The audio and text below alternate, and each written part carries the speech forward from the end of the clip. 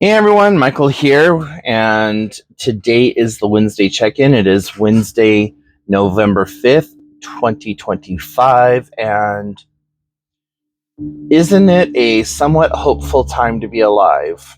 If you haven't done so already, please hit like and subscribe, then head on over to podcast.hellocupcakeitsme.com to check out the podcast that's updated every Thursday. You can also head on over to hellocupcakeitsme.com to give the blog some love. Make sure that you follow me on TikTok for TikTok Tuesdays, and make sure you follow me on all the other social medias.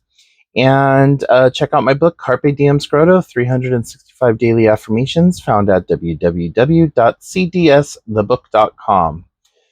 So, how is everyone?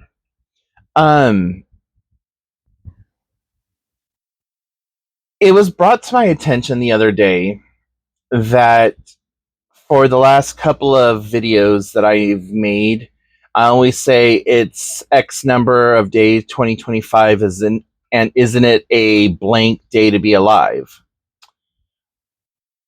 And that is just my personal commentary on the day and what's going on in the world.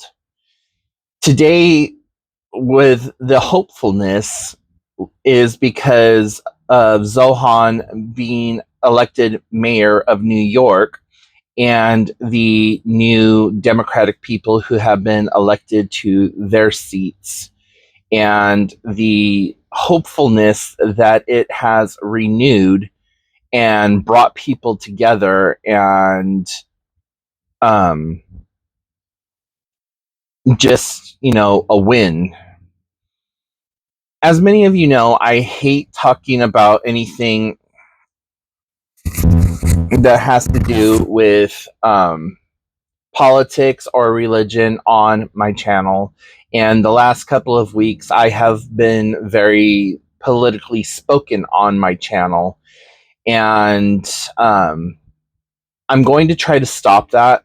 But, there's a lot of things that I have big feelings on and that are directly affecting me and family members and millions of other people. And Hello Cupcake has always been about me utilizing social media as a way to get things off of my chest and a way to just talk things out and work things out with my mental health. And right, wrong, or indifferent, this is how I feel. And I stand by that statement that just because these are my political ideas, my personal, wantings for the country or whatever else, does not necessarily mean that I devalue you or whatever else. There was some pretty strong worded language in the Tuesday TikTok where I was saying that if you're part of the people who are applauding and laughing about people losing their SNAP benefits, fuck you. And I'm saying that 10 toes in the sand, both my chest out, the whole 9 yards, standing on business, whatever the fuck you want to call it. Not only am I a SNAP benefit recipient, but there are millions of people across the nation that receive it for one reason or another, be it that they are a single parent, they're a struggling family, they just don't make enough money, they're underfunded. There's a gargantuan set of reasons that people do or do not receive the benefits that they get. And, being haha, go get a job about it, when you're telling this to a disabled person, when you're telling this to a single parent who can barely afford to keep lights, water, gas, and everything else going on, for how are they going to pay for childcare? Childcare isn't free. Childcare isn't cheap, you know, and a lot of times single parents don't have transportation outside of public transport. So, there's a lot of issues that go into it. And I'm sorry, but no, I'm not sorry. You don't get to dictate how other people live their life. A very minute fraction of your taxes goes to funding SNAP and EBT benefits. And a lot of people claim to be Christian or this, that, or the other thing, yet have no actual Christian religious values when it comes to the plight of their neighbor. And I am a mental health advocate. I am a housing advocate. And I am just an advocate for the LGBT community. I am an advocate for animal rights. I am an advocate for veterans' rights. I personally think that if you are a veteran and you were not dishonorably discharged, that you should be fully funded for the rest of your life in medical, no jumping through hoops, no going through the VA portal and all the bullshit that goes on through that, and that you are taken care of mentally, physically, the whole 9 yards. That is you. That needs to be benefits of the job. You enlisted, you gave your 4 or 5 years or however many years it was, and if you get hurt while in while on duty, in service, whatever you want to call it, that's workman's comp.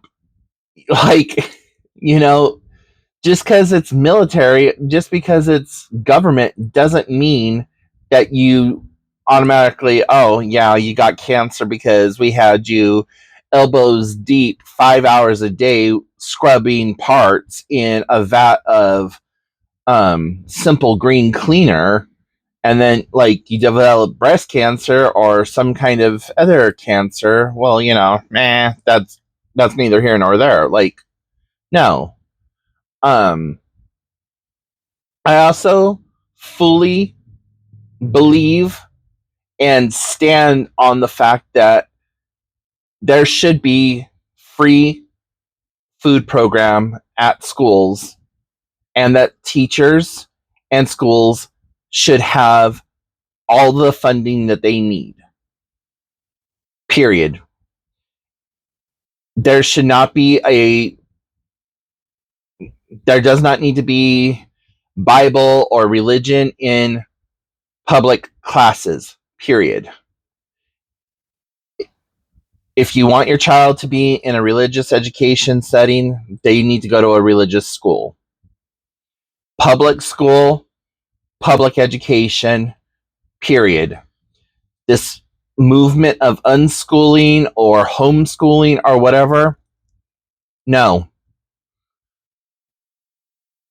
You may not agree with what the school is teaching your child, and that's fine, and I understand that. And having had a child going through the public education system myself, as many of you have, yeah, there are things that you want your child to learn or whatever else. But having these individual education pods or homeschooling pods, you are not getting the same type of education that is standardized across the nation.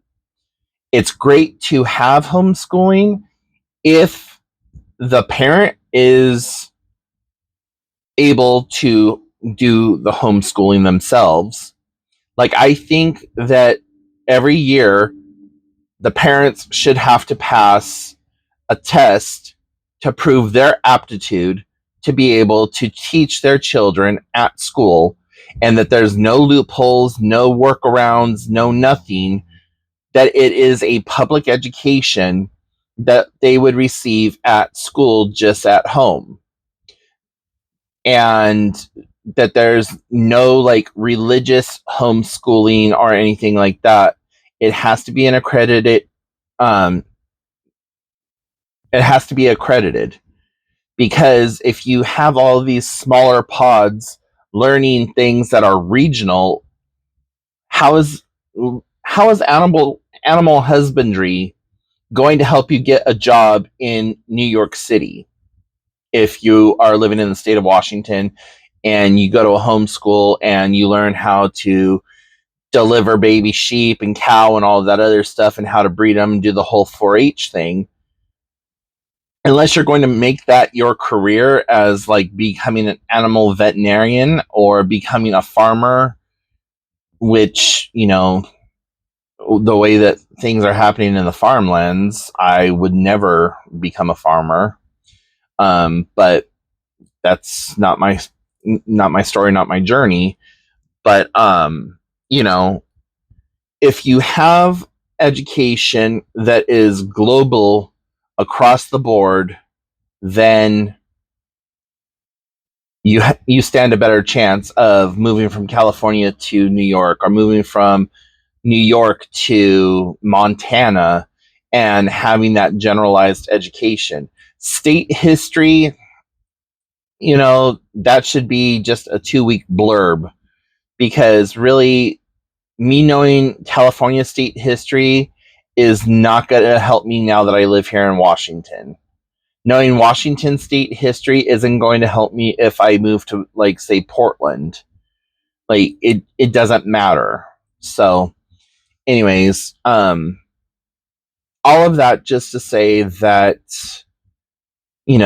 I do have a lot of opinions and ideas and what have you about how things need to be. And if you haven't figured it out already, I am, for a lack of a better term, a independent Democrat who, I have a lot of democratic ideas, socialist aspects, and like, all these little things, because I see a little bit of what Republicans try to do, and I'm like, I just a little bit, I agree with you. I see what socialists want, and I'm like, I agree with you. I see what Democrats want. I'm like, yeah, I agree with you. I see what independent and green want, and I'm like, yeah, okay, we could work with you two also. But my grandparents, who were a huge part of my upbringing and a huge part of my life, always said, vote Democrat. If you want to see a positive change in the world, vote Democrat. And only if there's no other viable Democratic option, then vote independent. And I've kind of stuck with that my whole life. When I do vote, I vote based on whose policy is going to make the most impact for everyone, not just the low class, not the middle class, not the upper class, the general populace. What's going to be good for those persons? Who has reformation bills that protect the LGBTQIA plus community? Who has the best policies that help who help veterans? Who has the best policy that helps people over 65? Who has the best healthcare? Who has the best education? There's been times that I voted a Democrat person or a Republican person into off, or voted for them to go into office, based on their political stance and what their Democratic Party or Independent Green Party had to say. I'm like, no, you three don't. You don't make you don't hit the mark. So let's go over here. But anyways, I'm happy to see the blue wave that happened last night, and this now gives us a fighting chance to take back Congress, to take back the Senate, to take back some of the things that have been done that has been unjust across the board. And I myself have felt the effect of the government shutdown, and I know that there are other people in my life that have felt the shutdown, and they're worried. They're sitting there trying to figure out, do they buy food or do they keep the lights turned on? Or do they pay all of the rent? People who have not struggled like that should not get a say in how other people spend their money. And everyone thinks that it's just this really laid back, easy kind of situation to get onto these programs. It's not. There's a lot of misinformation out there. Like, you think that you can just show up at the welfare office and be like, I don't want to work, so give me money. That's not how it works. Like, there are so many obstacles, bureaucratic red tape, and hoops that you have to jump through in order to even get a hearing to have it done. And, people think, oh, well, you're on state medical, so you're living high on the horse. No. The number of, now I will say the number of services that I had available to me when I only had state aid versus having Medicare, completely different, night and day. Medicare, I've gotten told no more times than anything when I needed a procedure done or have a special kind of testing done or whatever. State aid was like, dude, go get it done. Like, why are you bothering us? Go do the things. But that's neither here nor there. So 18 minutes of me rambling about that. I'm sorry. Moving on. I started a new fitness challenge, and my new fitness challenge is walking 25 miles for the month of November. And it is a Day of the Dead challenge, and I am I'm dedicating that movement and that energy and that exertion to all the people who are no longer here, to my loved ones who have passed on and who have come before me. And I thought it was really kind of poetic because last month's fitness challenge was for suicidal awareness and prevention. And, I deal a lot with suicidal thoughts, tendencies, ideation, all that other stuff. And it really took me on a journey inward. And